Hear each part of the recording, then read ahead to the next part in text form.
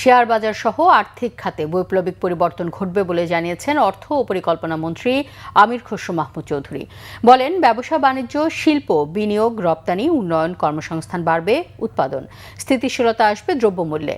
দুপুরে চট্টগ্রাম মহানগরীর কাট্টলীতে নিজ বাড়িতে তিনি সাংবাদিকদের এসব কথা বলেন। আমির খসরু বলেন, গতানুগতিক বাজেট করতে চায় না বিএনপি সরকার। অর্থনীতিতে সকলের অংশগ্রহণের সুযোগ তৈরি করা হবে, নির্দিষ্ট কাউকে সুবিধা দিয়ে বাকিদের বঞ্চিত করার সুযোগও হবে না। অর্থনীতি খুব খারাপ অবস্থায় আছে উল্লেখ করে তিনি বলেন, আগের বিপুল পরিমাণ ঋণের দায় বহন করতে হবে বর্তমান সরকারকে। পাচার করা অর্থ ফেরাতে সব ধরনের প্রচেষ্টা চালাবেন বলেও জানান অর্থমন্ত্রী।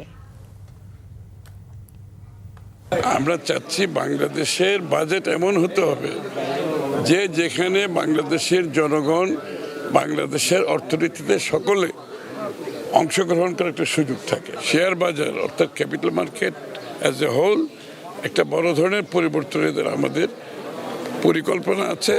সেটা বাস্তবায়ন হলে শেয়ার বাজারে বড় ধরনের একটা বিপ্লব ঘটবে আমরা আশা করি। এবং শুধু শেয়ার বাজারে বিনিয়োগকারী শেয়ার বাজার না, তার সাথে বাংলাদেশের সার্বিক ব্যবসা বাণিজ্য শিল্পের বিনিয়োগ একটা বড় আকারে বৃদ্ধি পাবে, যার ফলে কর্মসংস্থান সৃষ্টি হবে, রপ্তানি বাড়বে, প্রোডাকশন বাড়বে এবং দ্রব্যমূল্যের একটা স্থিতিশীলতা আসবে।